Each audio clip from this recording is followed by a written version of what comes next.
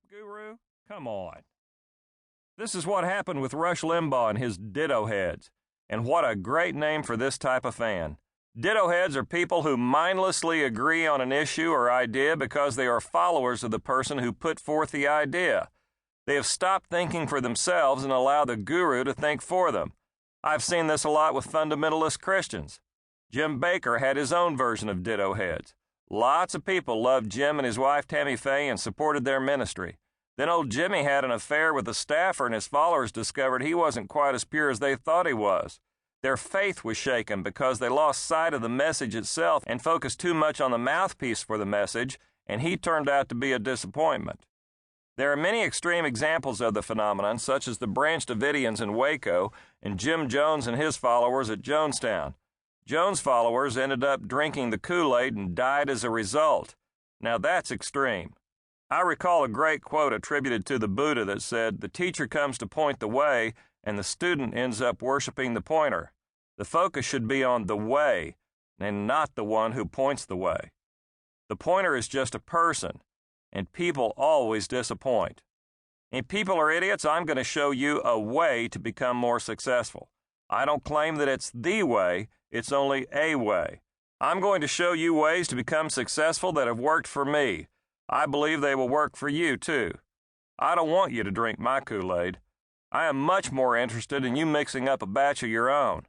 I want you to think for yourself. I would like for you to nod your head from time to time in agreement, but I would enjoy it if you vehemently disagreed with me every once in a while, too. If you disagree, it proves you're thinking. Thinking is always a good thing, and it's very rare. So if this audiobook makes you think, it's a great audiobook. Remember what the philosopher Bertrand Russell once said, "Many people would rather die than think. In fact, most do." Let me say a word about my style. I don't like surprises, and I doubt you do either. So allow me to comment on my style for those of you who are new to my work. It's confrontational. I know that. It's abrasive. Again, I'm aware. A woman wrote a critique of my book, Shut Up, Stop Whining, and Get a Life, saying she didn't like it because she found it abrasive. Seems to me that the title alone should have been a clue. Did she really have to read the whole thing to figure that out? It's like picking up the dictionary and complaining because it's full of definitions. The same applies to this program. The title alone is a warning, but it won't be enough of a warning for some folks, so I'm including another. Don't be shocked or surprised by what I say here. You have been warned.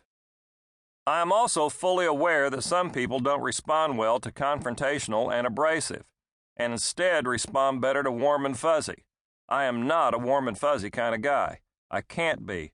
I tried it one time and it almost made me throw up.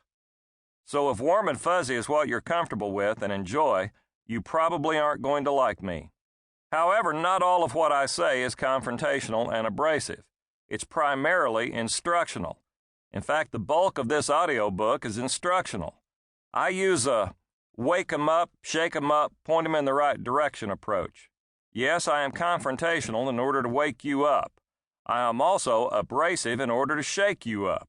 It's my style, and I find that approach is very effective with many people. However, the bulk of what I do is to point people in the right direction. I do that by telling stories, many of which are pretty funny, and by offering detailed action plans for you to follow. I start out abrasive and confrontational. I would call it go ugly early. I hit you pretty hard at the beginning, hard enough to hurt, hard enough to metaphorically knock you down. If that's all I did, I would just be mean. I'm not mean. I'll knock you down and be glad I did, but I'll be right there to help you back up, point you in the right direction, and give you a little boot in the butt to get you going. That's where the instructional part comes in, and that's what the bulk of People Are Idiots is all about. As you listen, you will also discover that I make my point quickly. There is no reason to beat around the bush when it comes to telling people what they need to do to be more successful. Why tell you how to build the watch when I could just tell you what time it is? I don't have time for tact. I'm not going to sugarcoat things just to protect your fragile ego or to keep from bruising your delicate sensibilities. I'm just going to say stop doing that because it doesn't work, and start doing this because it does. Sound good to you? You've heard it said before, different strokes for different folks.